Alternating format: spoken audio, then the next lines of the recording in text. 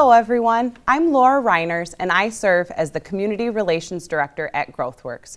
GrowthWorks is a human service nonprofit and we have been serving Southeast Michigan for over 50 years.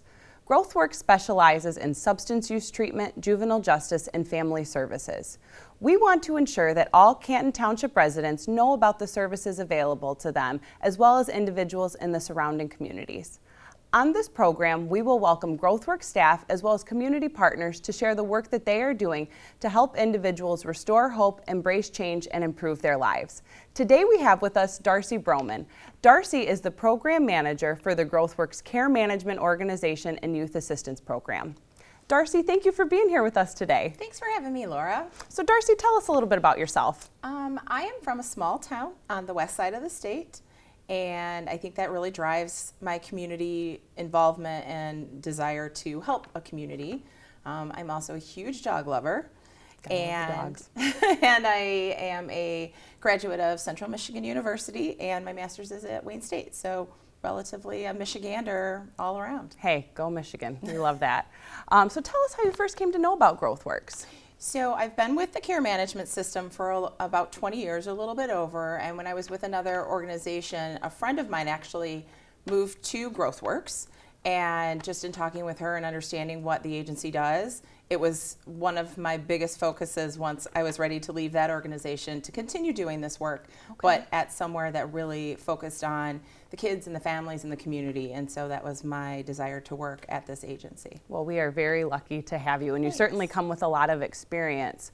Maybe you can tell us a little bit more, because you referenced the care management system. Now, I know that Wayne County operates a little bit differently than the rest of the state of Michigan, so maybe you can talk a little bit about Wayne County and what that system looks like here for residents here in Southeast Michigan. Sure. So probably a little over 20 years ago, there was a pilot program, so we're still a pilot program, that created the care management system to be able to provide more of a therapeutic, without being completely clinical, approach to probation and case management, and just kind of separated the quote-unquote delinquent or juvenile justice from the abuse neglect system. And so in Wayne County, unlike any other county in the state, we have a completely separate system for working with juvenile clients.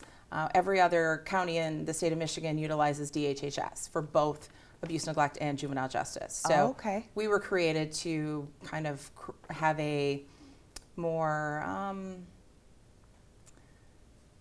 clinical, if you will, but be case management instead of being probation. In those terms.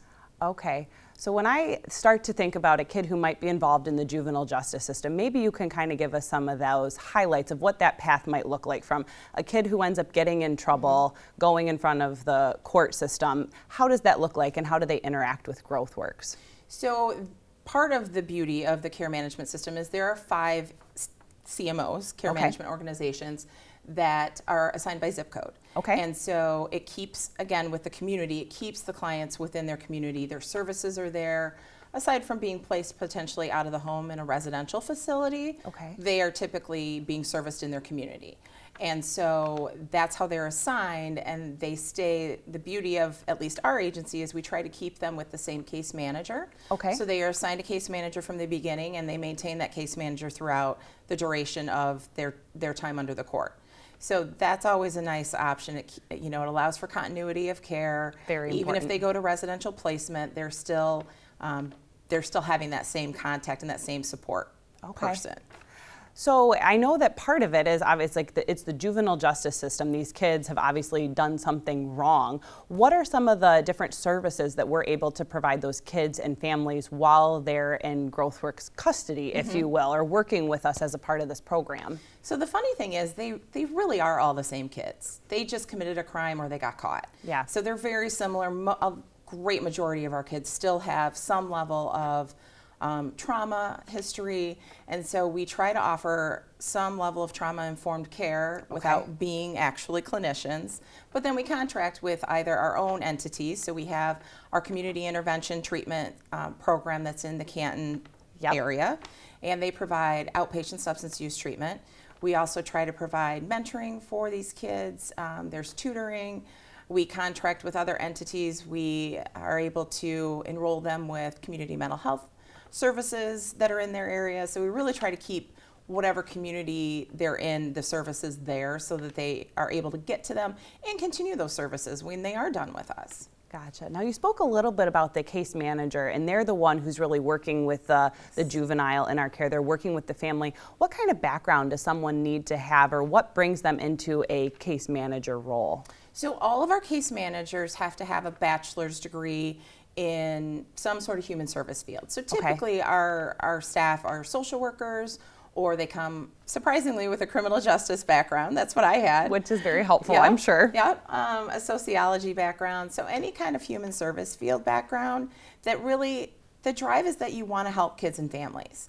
So it's not necessarily, even if some started in the criminal justice field, like, not that they wanted to necessarily be a police officer, but that they wanted to, be tough on crime, and then they realize, oh, these kids really just need someone to care about them and to give them services. And so that's really what we look for in our staff.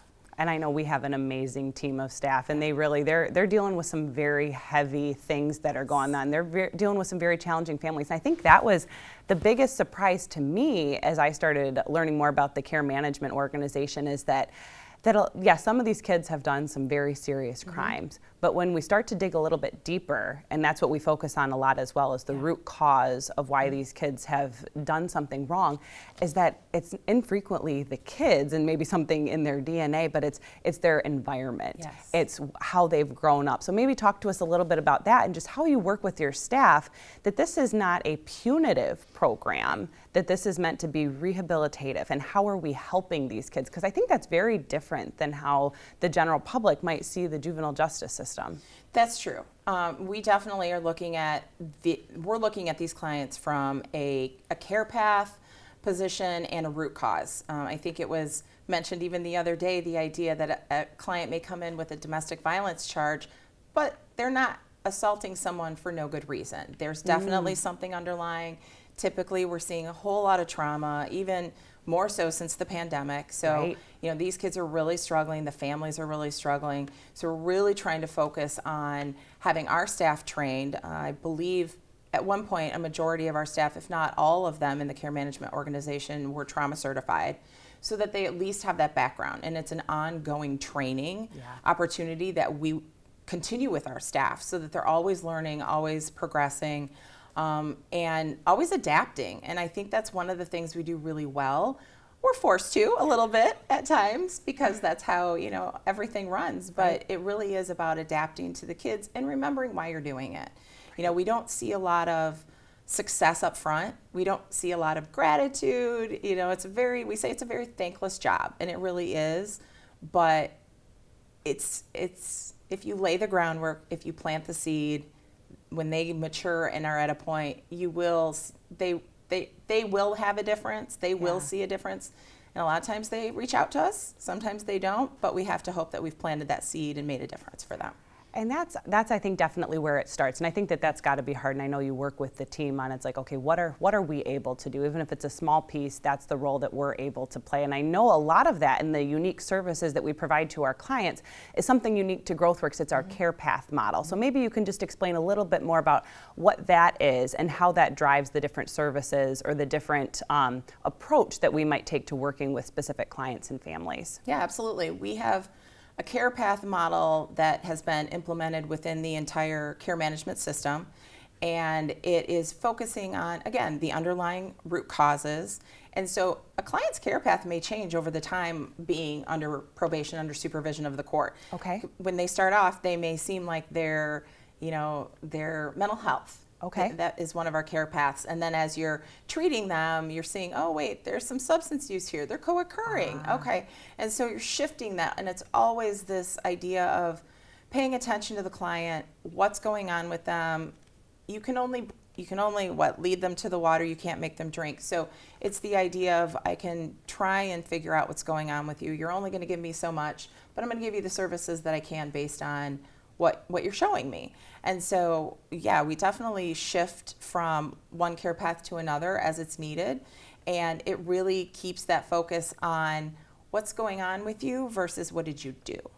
Gotcha. So really, how are we forward facing? What can we do moving forward from here? Yeah. And I'm sure there's been a lot of that over your duration of your career, kind of through the care management organization, both with GrowthWorks and beforehand.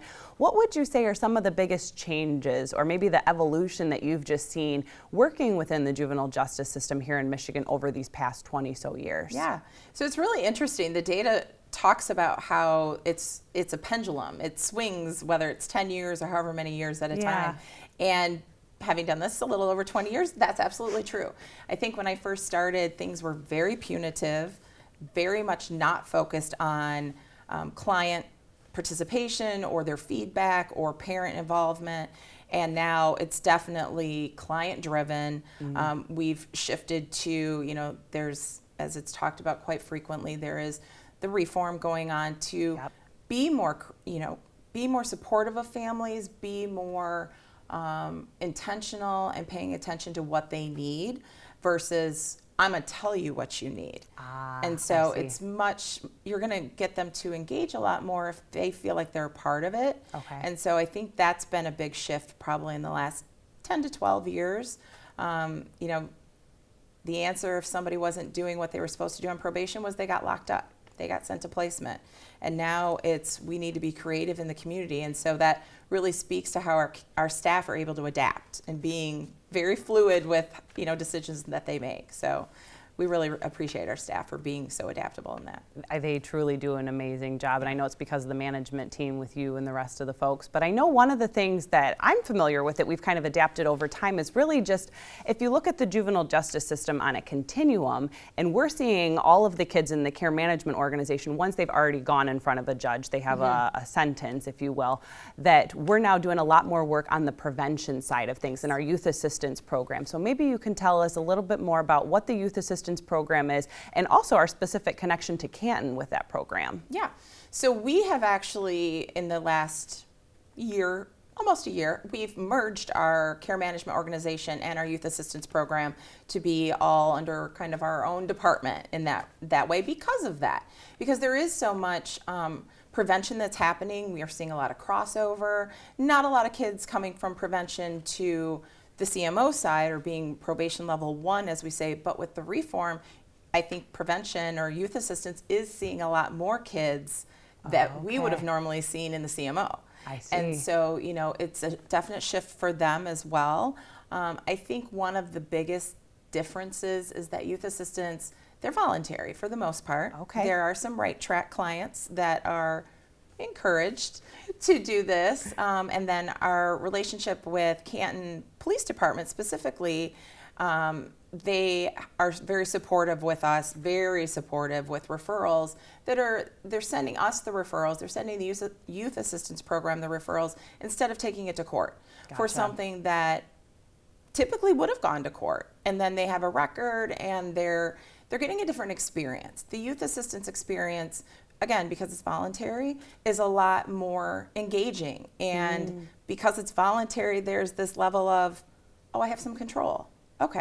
And so, again, these kids are all the same kids. They're committing similar crimes, not the more serious crimes. But it allows for us to be able to get them engaged and participate in their own level of treatment. And so I think it's really helpful, the relationship that we have with Canton Police Department and the schools, that they're communicating that with us instead of just sending it to the court, which is very detrimental to the kids. It is, and it can have those long-lasting effects. So I know it's also the diversion program, hopefully diverting them from further involvement, more serious involvement with the juvenile justice system. But one thing I want to go on more of a positive note is, though, even though we have had some very serious cases, some very challenging cases, can you tell us about a couple success stories that you can think of in your tenure with the care management organization? Yeah, so like I mentioned, you don't always see the immediate results, but I would say I have a couple examples of each end of the spectrum. We recently had a young man who I was the supervisor for that had gone to our inpatient drug treatment program several years ago. He's an adult now. Oh, wow. And he came back and actually spoke with our staff to tell them, you guys are doing good work. Wow. We do catch on. It just may take us a little while. And so that was really helpful to hear and for staff to understand. You plant the seed, it grows, they come back and they let you know how they're doing, or they ask for help. Right. So he's, I think getting married. I don't think he was quite married, has a couple kids, and he's working full time, so he's doing great. Wow. And then we have, a young lady currently that really wasn't even ours. She wasn't assigned under our zip code. Yeah. And because of the good work we do, she came to us through the court and had a very, very difficult, challenging family situation.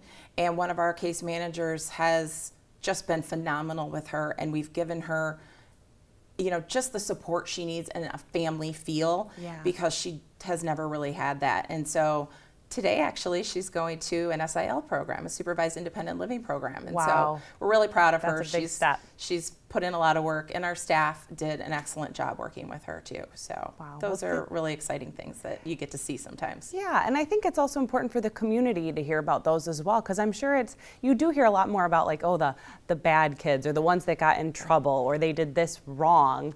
But maybe just tie that into, it's like, what would our community look like if we didn't have this care management model here in Southeast Michigan? What benefit is this providing the community, the Canton community, the other communities that we serve, by being able to have your team in place and working with these kids and families? Well, I think a big part of that is the idea that on some level, we're still prevention.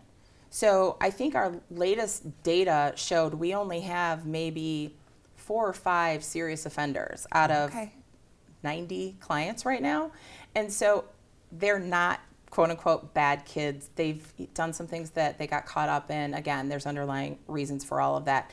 But we're here to provide services to prevent them from being higher level criminals, or for more things happening. They're still kids. They're still kids. And so we're one big collaborative team, which I think makes us not necessarily unique. I can't speak to how the other agencies operate, but I think that is one thing we do very well, is we are a collaborative management team.